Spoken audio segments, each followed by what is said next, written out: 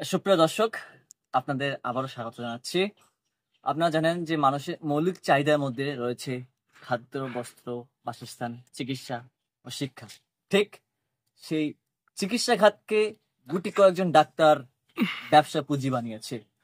দেখাবো আজকে আমরা এখন আছি সাতক্ষীরার কলা উপজেলা স্বাস্থ্য কমপ্লেক্সের ঠিক সামনে কিন্তু বেশ কয়েকটি ব্যাঙের ছাতার মতো গড়ে উঠেছে বিভিন্ন ডায়াগনস্টিক সেন্টার। আর এই ডায়াগনস্টিক সেন্টারকে পুঁজি করে ডাক্তাররা করছে চিকিৎসা ব্যবসা। আপনারা জানেন যে কলোরা হসপিটালে কিন্তু ল্যাব রয়েছে, কিন্তু শতকরা ৮০% মানুষ জানে না যে ল্যাবে কিন্তু তারা পরীক্ষা হয়। জানেন না, জানি না। আপনি কখনো হসপিটালে পরীক্ষা করছেন? না, তা আপনি এই যে বাইরে থেকে পরীক্ষা করলেন কেন? ডাক্তার বলেছে তাই। ডাক্তার বলছে।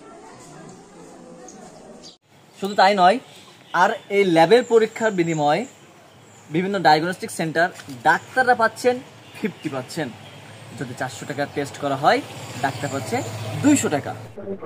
আমি আমার নাম বলতে পারবো না, একটু সমস্যা আছে।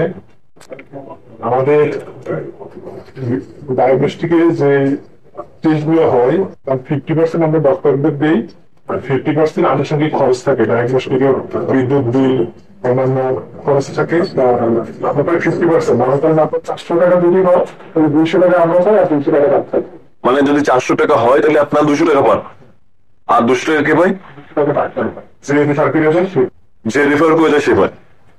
আমাদের অনুসন্ধান বলছে প্রতিদিন টিকিট বিক্রি হচ্ছে 150 থেকে 160টা, কিন্তু সরকারি হাসপাতালে প্যাথোলজিতে টেস্ট হচ্ছে মাত্র 15 থেকে 20টা, এবং বাইরের বেসরকারি ল্যাবগুলোতে টেস্ট করার হিড়কি পড়ে আছে।